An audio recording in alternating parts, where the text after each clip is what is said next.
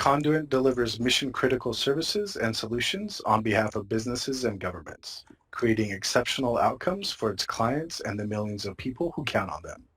Through our dedicated people, processes, and technologies, Conduent solutions and services enhance customer experience, increase efficiencies, reduce costs, and improve performance for most Fortune 100 companies and more than 500 government entities. No matter your role in HR, you won't want to miss the upcoming HR Technology Conference and Exposition, which will be held at the Mandalay Bay, Las Vegas from September 13th through 16th.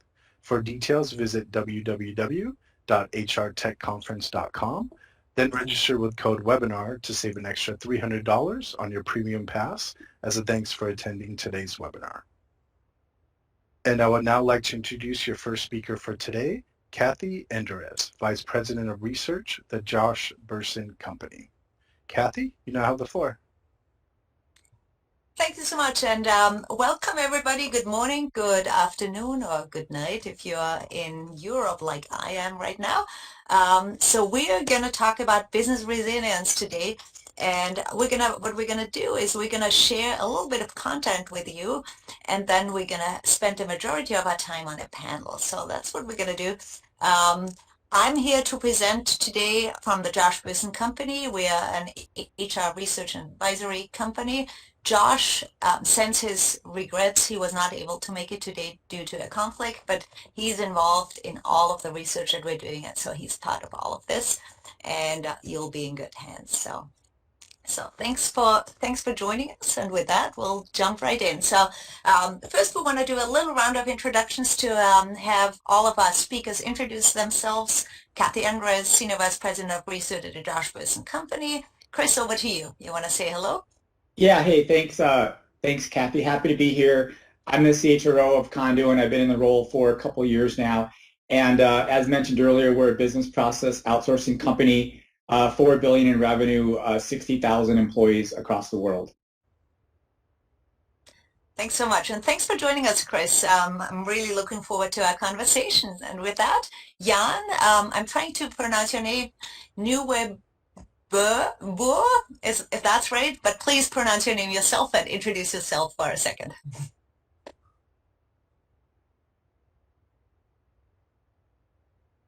Jan, are you with us?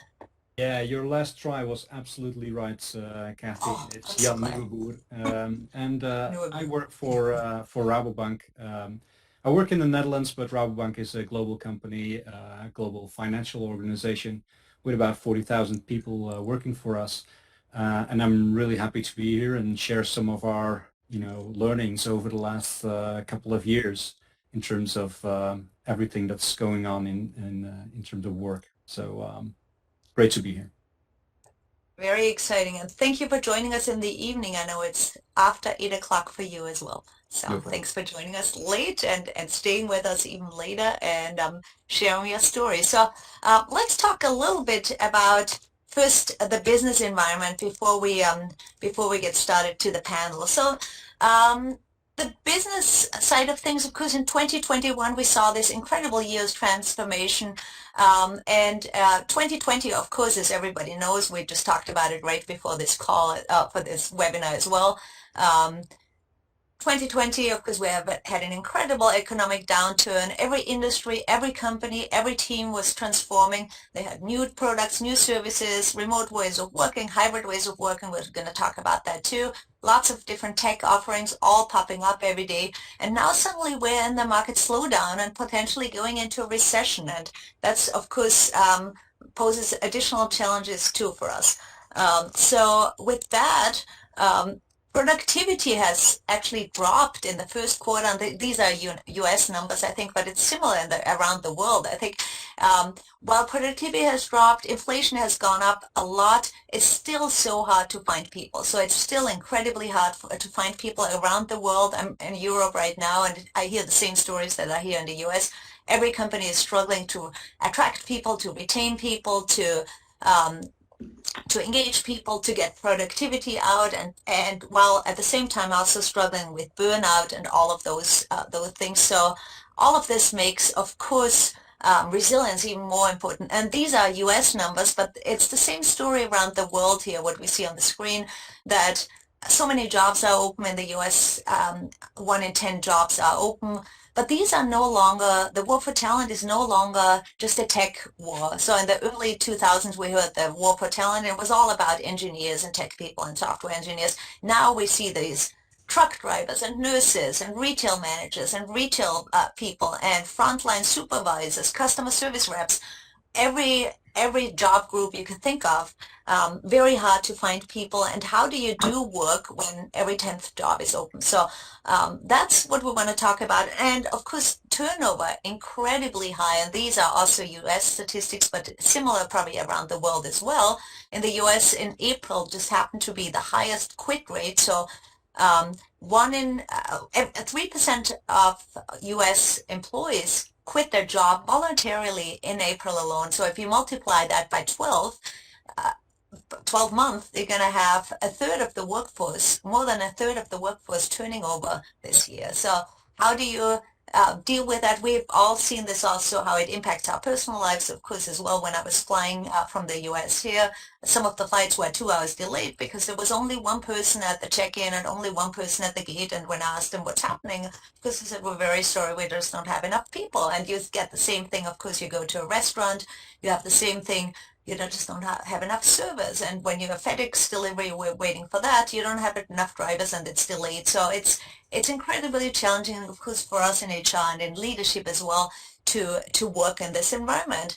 And so the answer to all of this is to design your organization to be what we call irresistible. Because when you design with your employees and for your employees, you'll build resilience into the fabric of your company. And we'll talk about 3 strategies that we see, and then we'll turn it over to the panel.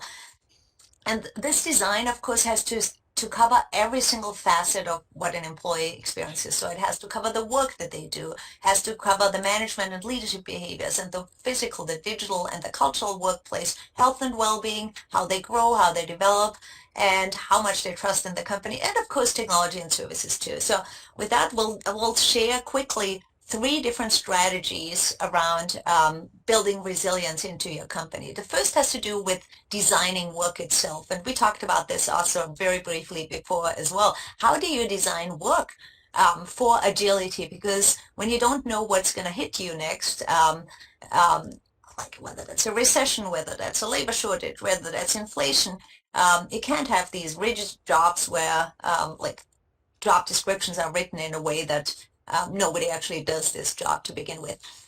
We studied the pandemic responses that had the biggest impact on outcomes, and we identified that, while of course companies have been focusing on health and well-being, the more advanced companies also focus on the mission of the company to drive business agility, and they transform jobs and the work and people practices for the future. So how do you actually do all of this? First point I wanted to mention is, in traditional functional organizations, work management, people management are collapsed, because in this industrial model, it makes a lot of sense. When you think of an assembly line, for example, each worker has the same tasks, and then the manager defines the tasks and the parameters, and then basically work managers and people managers are the same. But today, of course, almost every worker is a service worker, so this kind of notion is obsolete. The managers don't push down knowledge, because every worker is a service worker, a knowledge worker. So each company that tries to be more agile, you got to break out the work manager role and the people manager role. How you do this too is you need a different model for organization design. Typically, organization design is designed around the hierarchy, but your hierarchy won't make you more agile. If you create a hierarchy, it creates silos, of course, and it inhibits agilities. So you're going to think more about the work itself, redesigning work for the future around the capabilities that your people have, and building new capabilities for the future constantly. So that's what agile organization design is all about. Only 1 in 10 companies do this really well, but they get outstanding results. They get better financial performance, happier customers, improved employee outcomes, and just more innovation and well. How do they do this? They involve employees in the design of work itself. Sounds simple, but you got to do it, because who else knows the work better than the employees that do the work? They focus on skills, and they hold people accountable for outcomes. And this model is not just for tech companies. Bosch Power Tools, for example, they're a large German manufacturing company. ING is a European bank. Telstra, an Australian telecoms company. They all do this really well. Think about Starbucks, for example. If you heard the news that Starbucks workers want to unionize, they don't want to unionize because they don't like the org chart. They want to unionize because the job is too complicated. There's so many different ways to order coffee, online, in person, for delivery services, over the phone, over chat, and also too many ways of like doing that coffee to begin with, like fat, no fat, and milk and sugar and whatever. How can you simplify the work for all of these employees? Well, you're going to involve them in the job itself because you probably don't know what the work of a Starbucks barista is really like. So that's kind of what you need to do when you think about designing for agility. So that's the first strategy. When you design work around the people's capabilities and skills, you build resilience into the fabric of your company. The second point I wanted to briefly talk about is designing irresistible experiences in any setting, in hybrid work and also in what we call deskless work. So let's talk about that for a little bit. Hybrid work, of course, is only for about 20% of the people because only 20% of people have a job that can be done remotely. If you think of all the people that are truck drivers or Starbucks baristas or anybody like that, they can't do hybrid work. But it's really important, of course, because employees demand it. If you think about Elon Musk, for example, telling everybody to come back to the office or they're fired, it's probably not all that helpful because people will probably just not come to the office and just leave, basically. 3 out of 5 people prefer hybrid to fully remote and fully in the office work. Prudential, for example, they are focused on designing remote first work, and we'll also hear from Jan and from Chris later on how they think about hybrid work first and remote work first. Google just built another Googleplex about a mile from my house, but they don't force people to come to that Googleplex. They just created it for the way that people want to work there. But of course, this needs to fit your culture, your company, your leadership model, and the employees that you have, because the employees at Google are very different than the employees at Rabobank, for example. So you want to design hybrid work with your employees in mind and just like learn from them how they want to work. Any of these rigid policies won't really go very far. You got to think about, why do you want to do hybrid work? How does it fit into your business strategy? Build a cross-functional team, and then co-design with employees and listen to them and listen and learn from them all the time. And Jan has a great story to tell us in a little bit how they did this. Now, when you think about the other 20%, 80% of the workforce, most of the employees actually can't do hybrid work. So we call them deskless industries, and these deskless industries like healthcare, energy, consumer, telecommunication, they actually can't do hybrid work barely at all. For some of their corporate roles they can, and generally do much less well in terms of employee experience. And the reason for that is because they want rest and flexibility and careers development, but they don't get it. So here we have the results of a study that we did, and deskless workers, deskless industries have much much less flexibility, much less time for rest and creativity, much less career development, all of those kind of things, because they look different, right? They look different for deskless workers than for your office workers. When we talked with the head of employee experience at Coca-Cola Europe about hybrid work, he said, I don't really want to talk about hybrid work. I want to talk about the 70% of our workforce who cannot work remotely, and how can we make work better for them. So that's another thing to consider, of course, too, when you have these deskless workers. And your deskless workers need something very different than your office-based people. So you need to listen to them too, and just design these experiences around what they need and their critical needs and their like different requirements. Because if you think about, for example, commute is not very important when you are not working in a remote world, but with gas around the world so expensive, your deskless workers probably can't afford to go to work. So how can you help them with that? And just one example of that. So here's the last point that I wanted to talk about. The third strategy is around leadership. So leadership, of course, is very important in when you want to be agile, when you be more responsive, when you want to like transform your organization. And how do you do this? Well, management models, of course, have changed a lot through the pandemic, because much more so you hear the need for empathy and trust and resilience and well-being and change agility and fostering growth and citizenship. Those words we really didn't hear so much before the pandemic, and now they're all over the place.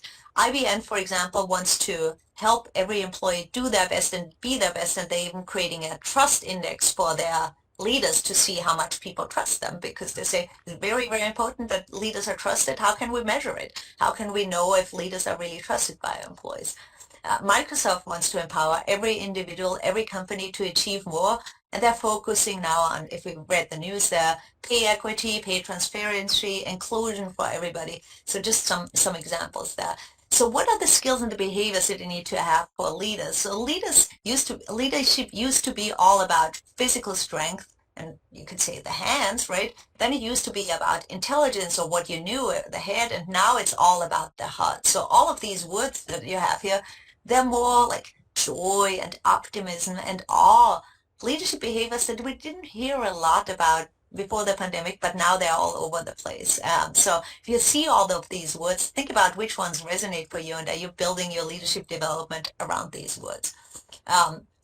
Companies to do this well foster these leadership skills. They reward and recognize them, and they build the leadership programs around that. Microsoft, for example, wants their people, the leaders, not to be the know-it-alls, but the learn-it-alls. So they don't want people to say, well, I'm the smartest person in the room. They say, when you're the smartest person in the room, you need a different room.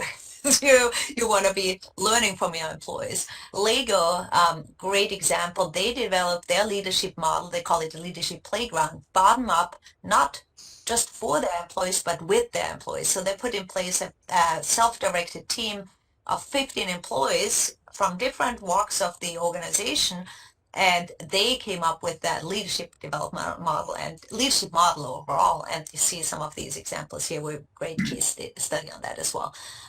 So to sum this all up on the leadership side, these attributes, these mindsets are those of human-centered leaders, not business-centered leaders. And what we mean by that is those leaders put people before profit, and they think about people as the purpose of the business, and then the business success will follow. And that's just a very different mindset of thinking, not, oh, well, pull people along. We think about the business first. We think about the people first, because every person in your company has, of course, a lot of talents, a lot of capabilities. They're all high performers if you help them find the right job and the right work.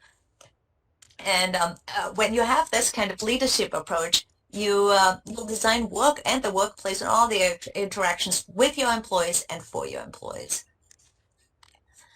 So we have a lot of examples for our research members, so I'm not going to go through all of them, but you have Lego here and Chevron and Dropbox and Microsoft and many, many others that we have highlighted here, and Rabobank as well. From Chris is going to talk about that too, so we have a great case study on that too, how they came up with the hybrid work approach. Just to sum it all up, resilience and change agility really go hand in hand. So how can you tap into the adaptability, the agility of all your employees, and just help your employees, empower your employees to pull the business forward, because they're actually, as individuals, we're very, very adaptable, but we need to empower employees and we need to put them front and center. So with that, I think we want to hear from Chris and Jan on what they learned.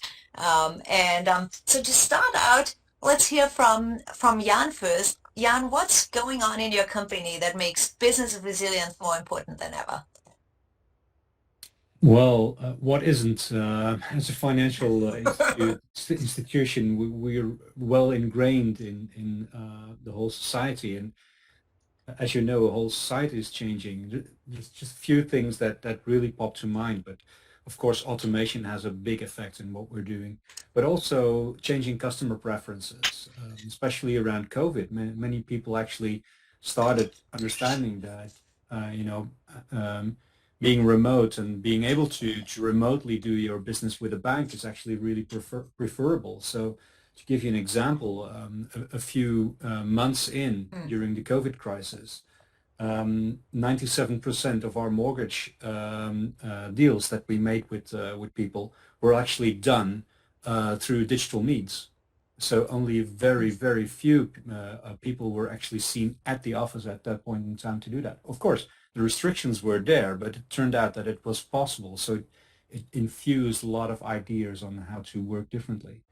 Increased legislative pressure, low interest environment, but also our customer base is very much ingrained in the agriculture and food area. So that means that looking at sustainability, not only ourselves, we're adamant about reducing our carbon footprint, but all our a huge part of our clients are as well, and they're highly ingrained in that process. So that means that we have to move along with them and advise them also in those areas.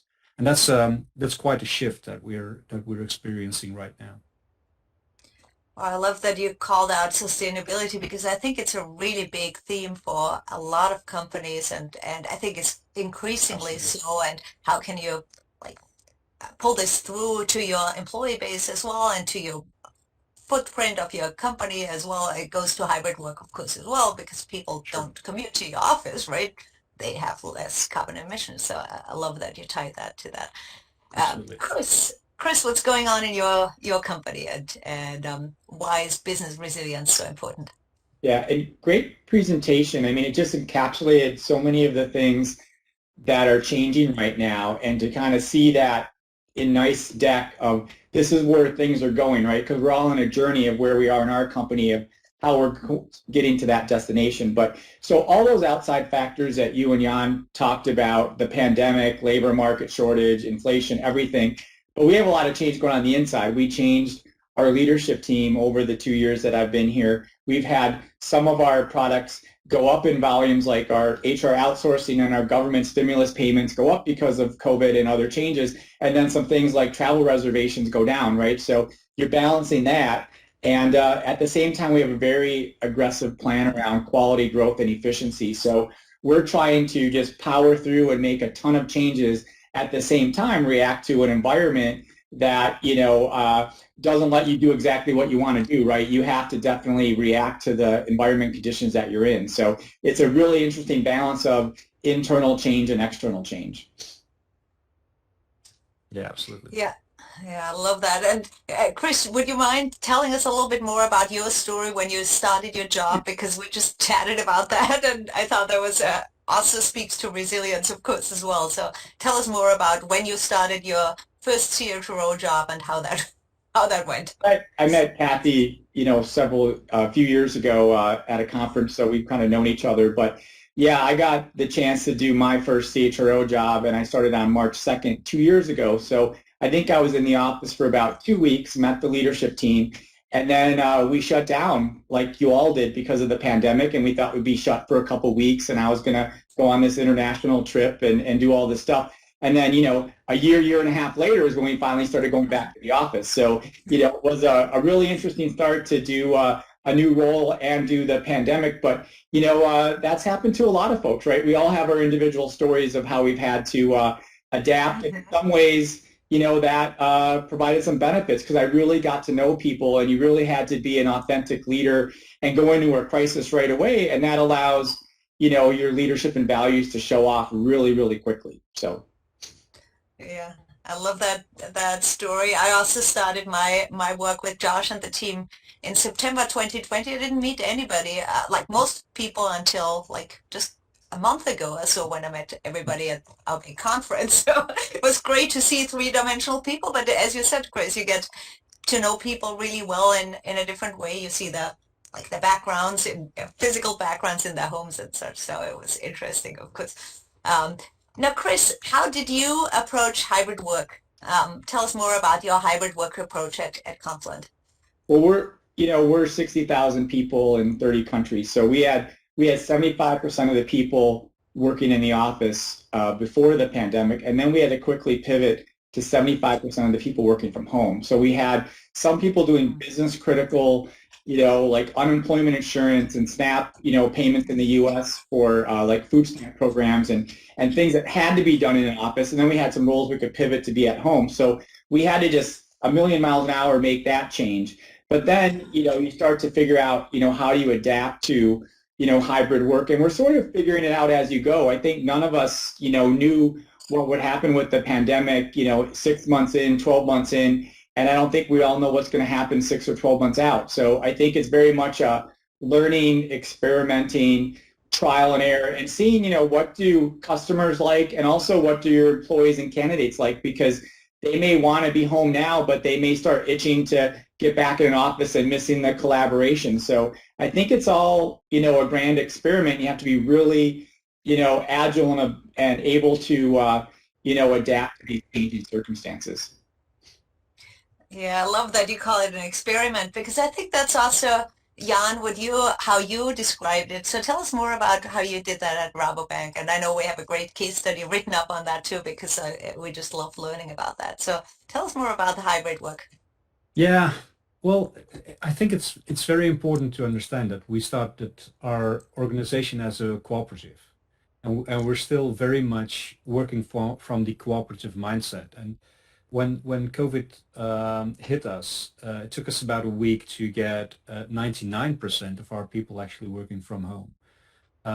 There was a very small number of people who would have access to the offices, and things just worked. So we figured out really quickly that a lot of assumptions that we had about how to run a business were maybe wrong. They could change if we wanted to. So based on the idea that our environment was so agile, we started thinking about hybrid work as a means to an end. Can we actually create a new environment that would be conducive to empower our people more and make them more not only efficient but also increase their well-being and so more on the individual level, but also decrease cost, which is a very important factor, of course, for many banks as well. And also, can we do something about not only carbon reduction, but also increase our potential for our clients in those ways? So we started really experimenting. We had some ideas on what we wanted to do, and we actually used sort of an almost scientific method with different target groups. That for one group we changed things, and the people who did similar work in another group, we didn't change anything in the office layout and stuff like that. And we had 6 of those groups, and we learned a tremendous amount of information about how people wanted to work. And over the last 2 years, we increased our knowledge and tried out things and really heavily invested in co-creation with our people. We did a lot of employee surveys. Last month, we did our 27th in 3 years' time. So we have a huge amount of data on what our people actually like and dislike and how they're doing. So based on that, we created, for us the best solution we can think of now. But like you said, Chris, it's it's not set in stone. We've consciously made a decision to use guidelines rather than rules, because we know our businesses, is so different, not only in the Netherlands and abroad, but also within the Netherlands. There's really different types of jobs that people are doing, and depending on the types of jobs teams are doing, they decide how they're going to use the hybrid model in their best way that they can. So we're really empowered people at at team level and individual level to to make most out of the possibilities we give them. Yeah, I love all of this. I wonder, can you tell us a little bit more about the service that you do? So you had done 27, right? So that means you do one every month, probably, right? So is it employee survey or just about probably, right? Because it's a little bit over 2 years, and what do you ask them about? Do you ask them how does it work? Yeah, no, it's been skewed heavily towards the start of the COVID crisis. One of the, like you said, okay, yeah. Making sure the welfare of your people was paramount in the first couple of months, when everybody's still struggling with what is happening. So we did every other week for, I think, order of magnitude 1/8 of the organization. We didn't want to run the risk of survey fatigue within the organization, so we did some smart things in selecting people that we send out the surveys to. The last one was actually sent to a quarter of our Dutch population, and we had within 3 days 2,300 responses from our people, and really interesting results there, because we started working in a hybrid way like 4 months ago. And the last question was an open questions, and we asked, so what do you need to make hybrid work for you? And then, so that's basically a question about what do you need? And almost 50% of the people who responded actually took time to tell us that they didn't need anything else, that they were doing great, and that the flexibility and the autonomy that we gave people within this process was something that we should cherish and not lose when we go into the future. That was a big surprise, but also a very welcome and positive surprise, I think, in the last survey. Yeah. Oh, wow. Yeah. Usually people don't tell you when they are happy. They don't usually tell you what doesn't work. Exactly. Yeah. How well it worked. Yeah. That's pretty amazing. We had a few though, but it was like a factor of 100 below the people who were positive. Yeah. I love how Jan's using analytics and data. So, there's been some things where you think you know the answer, but you're wrong. So like in some cases, our remote turnover is higher than in-office turnover, right? And so you would think, oh, why would you leave your remote, right? But then they're not feeling always connected, and then there's statistics around, if we have a job tied to a location, you might get 10 times more applicants if it's a remote job. So there's some really interesting things that data through surveys and other, people analytics, you can start to get insights into like what's happening in your organization, and then what are the solutions that you need to come up with. Yeah. May I ask you a question, Chris, before Kathy does? One of the things that Kathy mentioned is that focus on the individual, right? And you also mentioned, feeling disconnect between people who are working remotely. How do you view that situation right now within your organization? We have a challenge because we can't just go one way. We have, we're driven by the clients and the solutions we provide them. So we may have a client that everybody's in the office, or, I'll be in a meeting and I might have 3 people virtual, 2 people on site, So it's more like now we have to be able to do HR services in every combination, right? And we found things like, new employees might need a different type of experience than a high tenured employee because they already have their network. So it's starting to really figure out by person. And we use a lot of, we've been really pushing career conversations this quarter, because you really need to unpack with an employee, where do they stand and what are they looking for and what are their needs? And it's really a person by person thing. And there's an interesting statistic that I heard recently about, only 20% of the people that actually, interview to leave a company actually interview or apply for jobs within their current company. So there's all these people that want different jobs and different opportunities, and something's not right, but they don't even think of applying in their own company. And a lot of times they're not unhappy with their company, but they don't even think of it. So, we're really being aggressive on that one-to-one manager-associate relationship, and really just getting real with them and finding out, what's important to them, what's on their mind, and a lot of times, you can make some tweaks and make it work. Absolutely. Yeah. It's so interesting because, over and over you hear that it's harder to find a job inside the company than outside the company, right? Because a lot of times we make it so hard for people to, like the manager has to approve it. Well, probably don't want to let your people go, but then they're going to leave anyway because they're going to go outside. So I think the internal mobility is so key, right? So I love that you're doing that.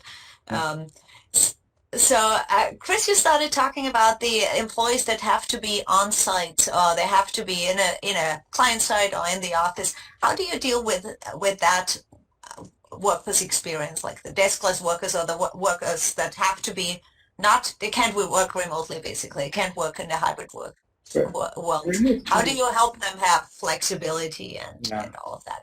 there's some people that have been working the whole last 2 years in an office, and they've had quite an experience, being these small core groups that have stuck with it and given so much, during the pandemic. And then we have some people coming back. We have some countries more aggressively coming back than others. So it's really a smorgasbord, across. And I think what we're grappling with now in the HR function is, how do you onboard and assimilate different folks? How do you do performance management? How do you create like an inclusive culture and instill our values if you're a purely remote person? And how do you, find belonging and collaboration, versus, if you're in office? So, we have to figure out all these things ourselves, and it's really starting, with a lot of communication. So like in HR, we just launched, today was our first HR cafe. So we're going to touch base, my leadership team, with all 700 folks in HR in groups of 10 between now and the end of the year, and just really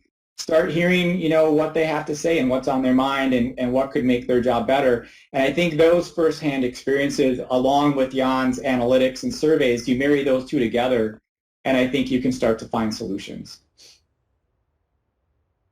Yeah, wow, that's really amazing. I think listening is so important, of course, because otherwise you don't know what people need, right? Because you might, I remember a story that we had at our conference, Irresistible, and the CHRO of IBM, Nicole Lamoureux, she said to us, she told us a story. She said, we always thought people had Zoom fatigue. And then because we always, in the beginning of the pandemic, because we were always on Zoom, but then we surveyed our employees and they said, what are you talking about? I'm a software engineer. I'm never on Zoom, right? I've not had a single Zoom call. I'm programming all day long. So she said, we're solving our own problems, not like we're solving an executive problem, not a workforce problem. And I think it's so important because for the people that have like a deskless environment or that have to be in a certain site, we can't imagine what they need because we're not working in their environment. Jan, any stories or any solutions you have on that? Yeah, it's so incredibly important to listen right, because one of the things that has happened within our organization, and I think many organizations, is that people who don't feel comfortable or feel maybe challenged by the situation that we have, they will speak up. So an interesting example was around young people within our organization.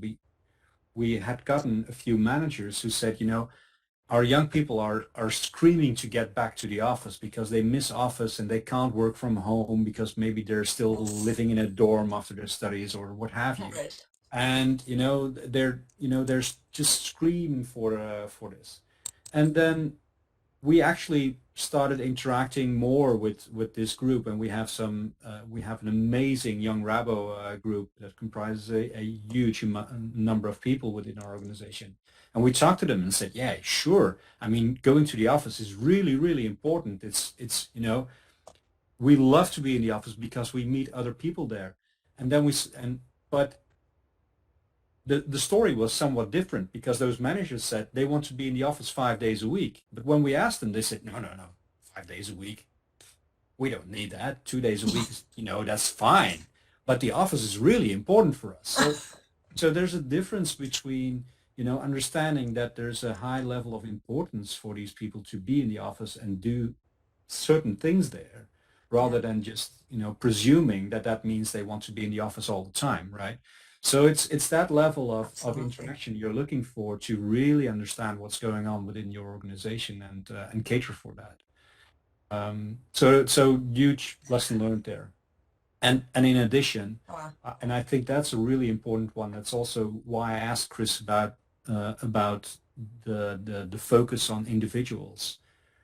If you look at what they really need, is they also need interaction with those people who already have that network. So it was a real call to action for all these senior people within our organization to also show up at offices. Although these people, from their perspective, from their personal perspective, might not find the office really usable.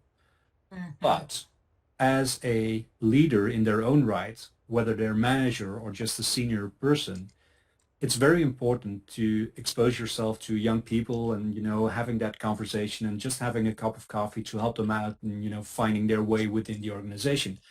It's like judo. You can't judo alone, right? You have to have two people to do that. So, and I think that's where leadership should step in, and that's why also think that the focus on the individual people within the organization, although during the COVID crisis it was really, really important to do that, is slowly moving away from the me to the we again, and making sure that teams are working fine and that leadership can actually motivate teams to come to the office to share knowledge and socialize. I think that's a real challenge for us right now I think to get it's that right. almost more complex now because when everybody was home or most people, it was one way of doing things. But now you have some people in, some people out, and the people that come in and they're like, well, I was just on Zoom all day, and my door was shut. So, what did that do for me? So we have to sort of redesign the associate experience to say, what does an office provide for value and how do you use an office? And then how do you plan certain meetings when you're in an office and plan other things when you're not? And where before the pandemic, you didn't really have to be that thoughtful about it, right? And now I think people have a different expectation that if they come into the office, they want to benefit from it. They don't want to just do that commute for no reason. So, I mean, those are, I think, a lot of the things that, we all have to figure out. And you have to figure it out at a team, right? I can do some things at a corporate level to support our employees, but it's really team by team, figuring out, how to make that effective. Yeah, as an educational technologist, I'm a bit, it's my hammer to use. But I think in terms of learning, what we figured out is that the office is really a place of learning, right? That's where what people want to do in the office. They want to meet new people, have new conversations, be inspired, learning stuff from each other, and that's what they want to use the office for within Rabobank at least. So I think there's a big opportunity for leadership in whatever role you can look at to become those people who actually organize that or maybe make it happen or challenge their people to do that in new and exciting and creative ways, using technology perhaps, to get that done. I think that's a real chance for many people to shine. I love that the office is the place to learn. I think that's a really good way of putting it, right? Because also what Chris, you said, people want to connect with mentors and learn from, and you too, Jan, learn from others and innovation, ideation. You can't, that's all learning, right? It could be organizational learning, could be individual learning. So I love to put that. And I know, Jan, you are redesigning the office itself based on that, right? So you're redesigning the spaces because your cubicle farm is not really a place to learn, right? It's a place to sit down and do sit down work, like heads down work. So Yeah. how do you redesign the office to make it a place to learn? Well, um, we came from a situation where we already used activity-based offices, right? So it was the Microsoft model that Yep. we were keen upon a couple of years ago. So we already have offices that cater for collaborative work and for maybe concentration work at times. Um, I think it moves in two directions. The first direction is to have more rooms that are suitable for larger groups to come together and share knowledge, having whiteboards and maybe smart boards for people who are joining in a hybrid way, like from a distance, but can also participate. So trying to get that right and making it inclusive for those people who might not be in that room together at that point in time is something that we're trying to figure out how to do that. But what we didn't really realize is that when we did the experiments, we saw quite a number of people who said, I need an individual workspace as well. And we were like, yeah, no, we're not going to do that during the experiment because we think you all need like group, rooms. But what we figured out is that the function of those individual workplaces started to shift. it was no longer a place where they would do their work all day. It was preparing for a meeting that they would have during the day and maybe reflecting on it or do some additional work after a meeting to, write up what was being said or maybe work out some stuff. And then it would be really helpful to just have a few desks where these people after the session could join and, work things out. And from there, move back to their homes or other places to do their work again. So it really informed us that that these new office spaces should also include individual workspaces. So that there's a lot of design thinking there as well, and we're not ready yet, right? We have some ideas, and we're going to work again in co-creation with a lot of our people to redesign the offices to suit the type of work that is being done there. Wow, I love these stories. Chris, anything you would add, like about the workspace itself or the workplace itself? I think we're still in process. I mean, we have so many different types of work. I think you're going to see not a one-size-fit-all solution. I think you're going to see multiple solutions across, our 200 buildings that we have. So I don't really know where the answer is. I mean, I don't think we want to spend a lot of money until we learn more what's going to happen. So I think it's more just natural, doing some things ad hoc right now to sort of see what solutions start to work. But I like Jan's thinking. I think the work he's doing is going to lead to a lot of learnings. Ed, we're taking it in an agile stride as well, right? We're not going to do huge redesigns of offices, and we're going to take it step by step as well. Yeah, I think that's the only way to go about it, right? Because you just don't know what's going to happen. Change after change after change. You like if you don't design everything in an agile way, it's not going to work. Before we move to leadership, which I'd love to get your thoughts on too, but when we have a question from the audience that's asked, when will hybrid or remote not work? Any examples when it won't work in your perspective? Who wants to go first? I think when you start instilling too many rules. My CHRO, Janine Vos, had an experience last week when she was talking to a number of other CHROs of large organizations, amongst whom was Unilever. And Rabobank and Unilever were the only two organizations who didn't fix the number of days in which people needed to be at the office. And it turned out that Unilever and Rabobank actually had the highest number of people in their offices. So it was exactly the opposite effect that the other companies were trying to reach in practice. So yeah, I think there's something about rules and compared to guidelines. We, like in our Tableau analytics, we can click if you're remote or not, right? So we can start to see promotions, turnover, associate engagement, all those things, and start to see, what teams is this working, and if they're hybrid or remote. So I think the analytics are going to tell us which way to go, and also we'll start to see what are some good practices of how to make it work if you're hybrid or how to make it work if you're remote. And we're starting to see, examples of that, grassroots that we can start to share, across the organization. But, some of our contracts like require on-site, some now are requiring off-site, and we're seeing advantages to that. So I think we have to sort of be good at both. And that has a lot of implications for HR, because we have to be able to deliver all of our HR services for people that are on-site, remote, and people that are hybrid. Yeah, so choices and options and flexibility, right? And empowering employees to design this themselves as well, right? Design the right solutions for them. I really like that. I must add, Katie, that like you said in the deck, right? I'm fortunate to be working for a financial organization like tech companies and consultancies. These are maybe the three industries that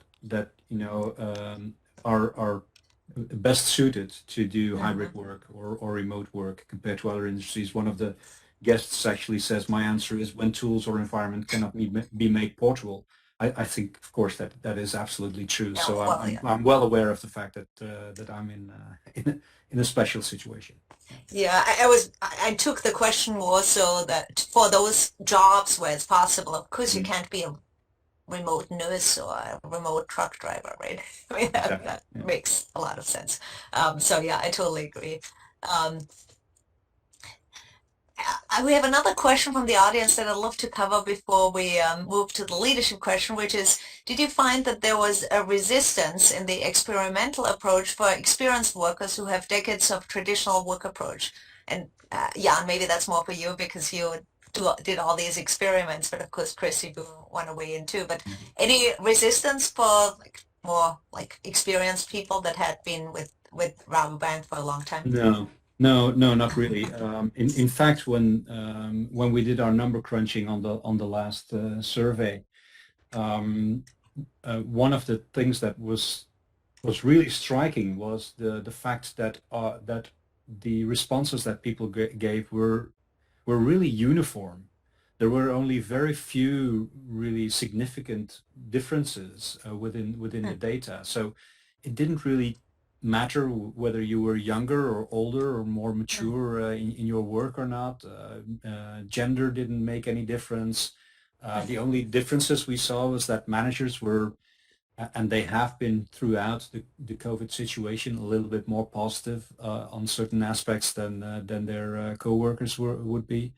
Um, and we did see some evidence that our younger people were having a little less energy than the people who were more senior within our organization. But we're not exactly sure if that's a causation caused by hybrid working or COVID, or that is just the the the age that people are in and the things they're doing, and having young kids and having to balance work, and there's many reasons why that might appear in our data, but overall very uniform and also very positive. I think it feels a bit strange to say so, but we know that sometimes change is hard and it takes time to get used to new things. And I think we were a bit lucky in the fact that the COVID situation came, went, came, went, came, went, and people really had to, figure out a way to maximize their working from home situation, and we're now really happy that at least a few times a week or maybe a few times a month they could be back at the office, see their colleagues again, get together and work together there, and then going back to their home working situation. After 2 years, many of our people were they had good desks, good monitors, they had all the facilities in their home. So yeah, the crisis was long enough to change all that. Yeah, it's interesting when you talk about change is hard because I think in the pandemic we've seen people are very change adaptable, right? I mean, you just had to if you have to adapt. I think the only reason when change is hard is when people don't want the change, if they feel it's something that's done to them, right? But if they're part of the Right. change, and I think that's why the change was easy probably for your employees because it's not something that you do to them, you do for them and with them, right? So if you're Absolutely. co-creating, it's like Yeah. you don't have to push it on them. You like they come True. with That you. helps. Yeah. Yeah, yeah. Good. Well, Chris, anything you'd add on this point? No, I think Adaptability.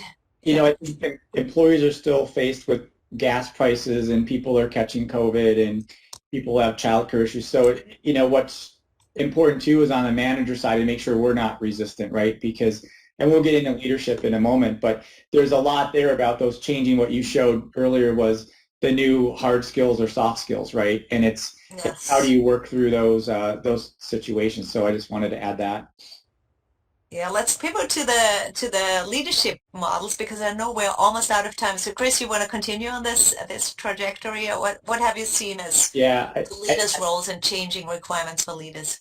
when I looked at some of your slides, I think, we're in the middle, right? So So you had a more traditional way of leading, and now, COVID and the pandemic has accelerated the change in terms of leadership models and expectations and what associates want. And then you had the various social issues. You have people caring more about healthcare and, mental illness. There's all these things happening. So there's a massive shift going on in terms of, leadership. And it really starts with, I think, being an authentic leader and being real and not scripted and starting to really get to know your people, in a different way and showing greater flexibility. So I think that's something for all of us is how do we adapt, ourselves to these new leadership models that certainly when we were younger, we weren't treated that way, by our leaders, 10 and 20 years ago. So we have to shift and pivot, how we're